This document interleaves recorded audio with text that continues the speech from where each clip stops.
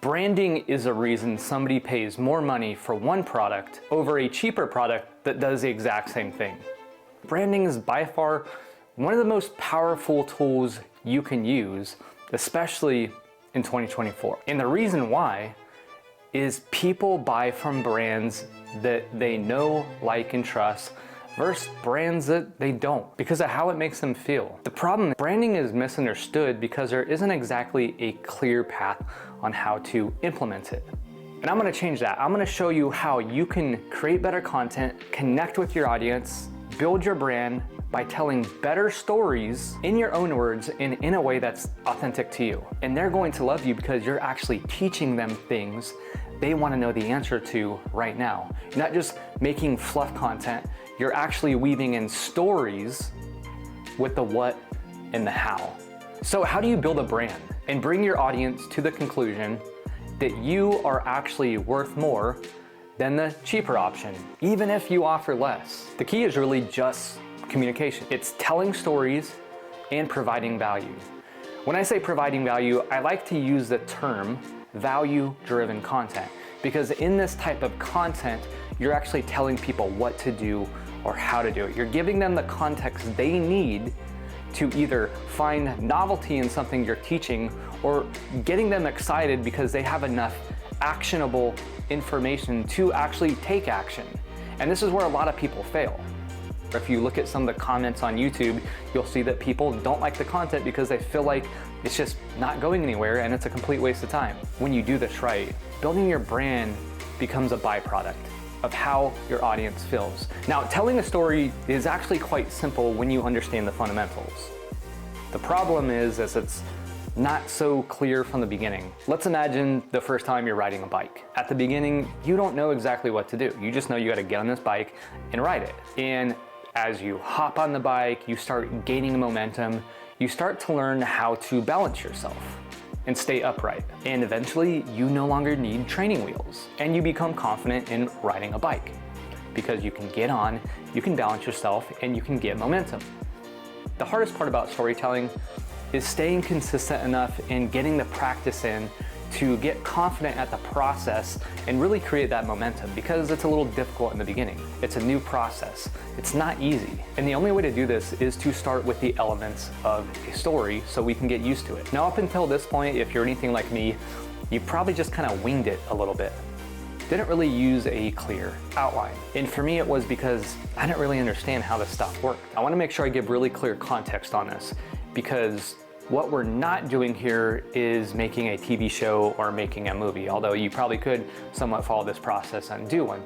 What we're doing here is we are teaching and we are telling stories. When you start this process, sometimes you are not going to be able to start going into a story.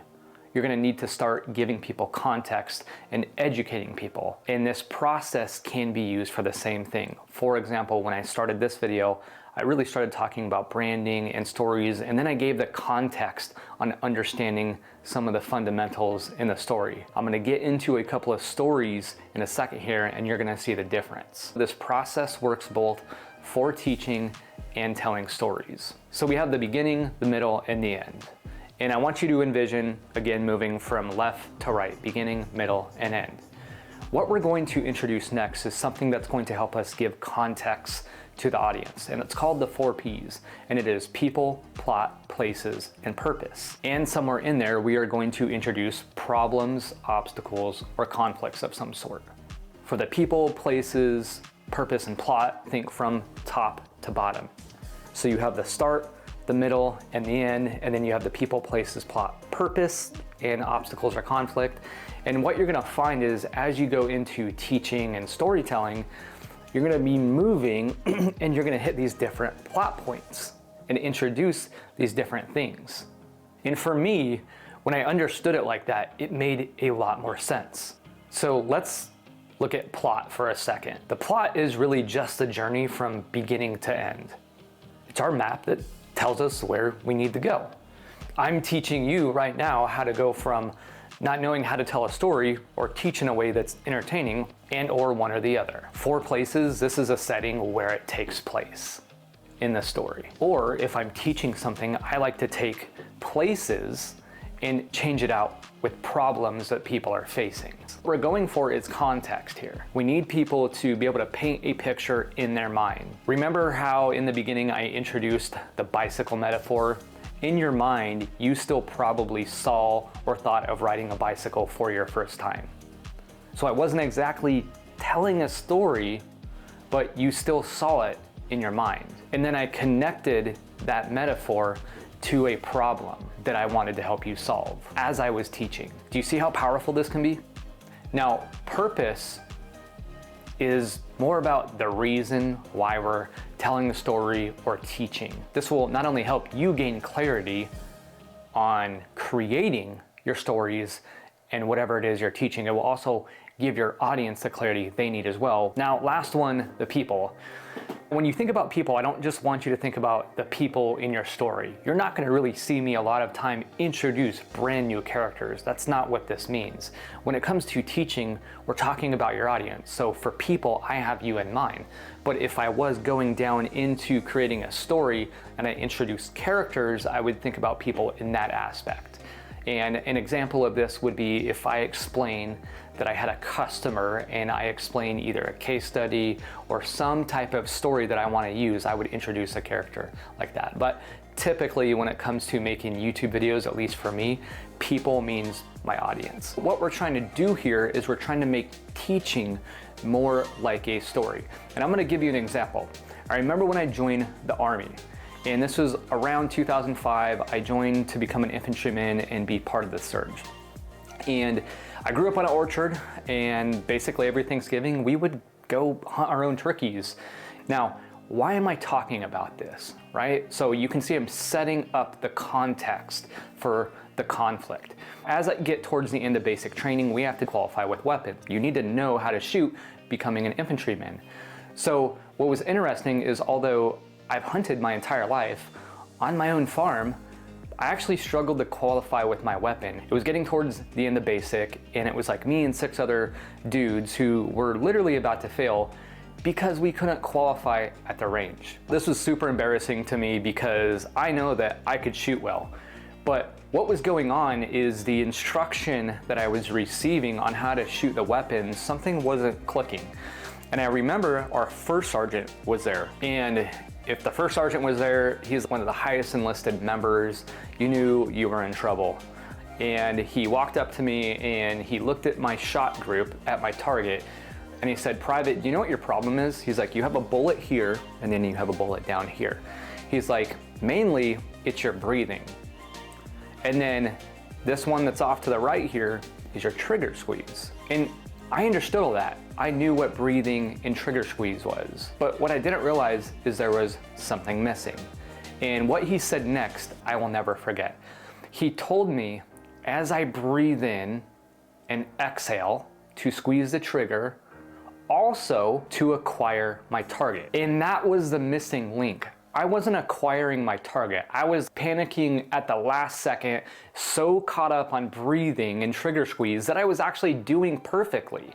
And then I went to go shoot after, and I was so nervous. I didn't want to have to write home and tell my dad, "Oh my gosh, I got kicked out of basic. I couldn't become an infantryman because I couldn't shoot."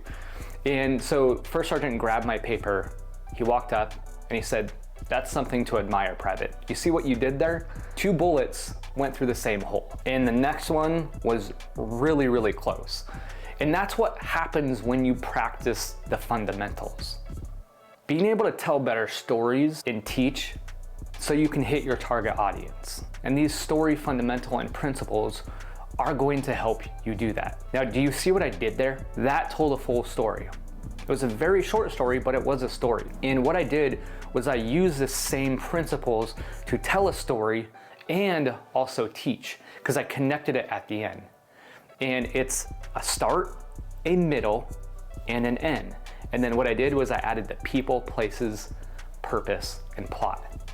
People was me, the other soldiers, the first sergeant. Place was basic training, and then the purpose was to teach you a story about using principles and fundamentals so that you could be successful. In the beginning, we have to set up the situation and give context of the situation where the setting or story or context needs to start so that everything makes sense. And this is really where the 4 P's of storytelling come in, which I just introduced. Now that you understand the fundamentals, let's really get into the what and the how here. As you create your story, think about the people in your story or your audience if you're teaching. And I'm gonna give you a real example here. I remember being frustrated staring at my computer screen. All I wanted to do was make good content and get rewarded for it. Now at this point, I'd actually been making content for a couple years now and I wasn't shy to it, but nothing I found showed what to do or how to do it when it came to storytelling and teaching. Now what I'm doing here is I'm getting into the story. I'm sharing information and context that you need to understand so I can introduce the problem or the conflict. And this is going to help add tension. So that's the beginning. Let's look at the middle. I remember being so frustrated, and I'm really not the type of guy to get frustrated.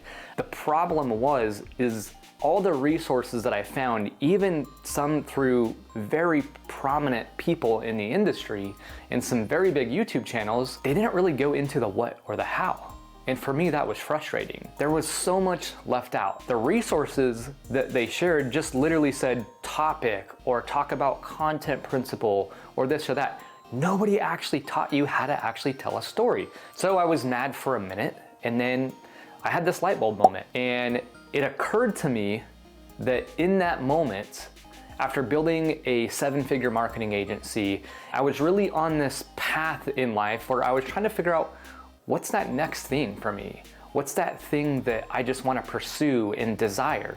And I realized the last 2 years, the content that I made was really about making content. It was about how to make better content. It was about how to communicate better. And I realized, oh my gosh, this is my thing.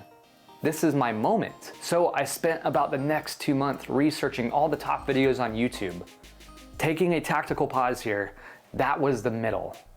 The conflict was there were no resources out there. And chances are you probably experienced the same thing, right? That's why you're here. You want to learn how to tell better stories. You want to learn how to build your brand. You want to learn how to be a better communicator. So we're in the middle of the story here. Let's go to the end. After researching some of the best videos on YouTube and the best edutainers, I realized some common elements. All the stories had a beginning, a middle, and an end. But that's really all I identified. And even the top people that I was researching also had the same resources as the other people, where they didn't really go into the storytelling. And what I realized at the start, the middle, and the end is there was conflict introduced and there was some resolution payoff all throughout. So I decided to actually study filmmaking.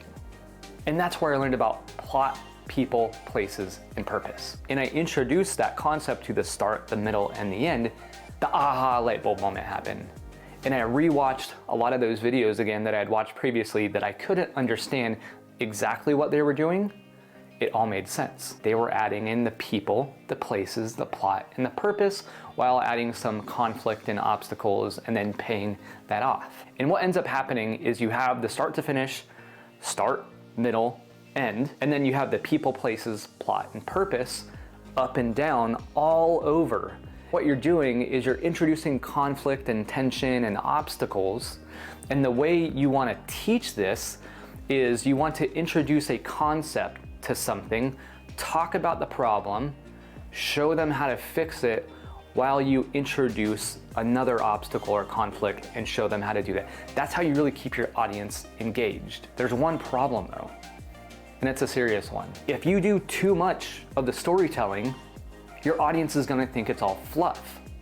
But if you give too much how to, what, or factual data, you're too boring. So how do you balance the two? Okay, let's take a tactical pause here. And I know this is a little meta because I'm going into something as I'm doing it, right? But keeping your audience engaged is so important. And in the beginning, I talked about introducing conflict and obstacles and tension. And just as we introduce a payoff here, as I show you how to finally tell a story and teach, we bring up another obstacle or conflict. And this isn't BS. This is genuine. This is a problem. If you do too much of storytelling, it is going to be fluff content. If you do too much of factual information, it is going to be boring. This is where branding really comes in as a byproduct, because when you do these both the right way, people actually find your content valuable because you have just enough story that gives context to the why with the right amount of actionable information. I'm going to show you how do we balance storytelling and how do we balance teaching. Story drives emotions and really entertains. Teaching principles is what builds trust, credibility, and ultimately authority. But like I said, if you do too much of one or the other, you can bore your audience to death or make fluff content. Stories and teaching go hand in hand. There's one simple way that I do this. When you're telling a story and making a point, you want to make sure that you give examples and some actionable steps. It can be a metaphor, it can be an example. Just like I gave actual story examples of me almost failing basic training. And then what that led to was the fundamental principles that I followed because I finally understood them the correct way. I'm giving actionable advice through the process. Now this actionable advice can come in the beginning, it could come in the middle, it could come in the end. You could wait till the very end. It's entirely up to you. This is a cool part about being a creator. As long as you are giving actionable advice, you are on the right path. But something really powerful happens here as you give actionable advice and examples. And I'm gonna use stories as an example because stories is something you've heard before. This isn't new, but what you probably didn't learn is how to do it. And when you teach your audience something new in this way, it kind of creates a happy effect. It creates dopamine. So the way I do this is I make sure with all the stories I tell, whether I'm teaching or telling a specific story, I introduce an actionable step. The way I like to do this is I like to give resources or show resources when I'm teaching and using stories. So for this process, I actually have a scripted outline that I use. And this is what it looks like. I follow this thing to a T. This is exactly what I use going through this process. So whatever you're teaching, make sure that you have a process for it and show your audience the process. That's the power in this. And when you tell stories and you teach better and you weave the two in and out, it's going to build authority and credibility. I hope you enjoyed this video. If you want more information on content like this, join my newsletter. Link is in the description.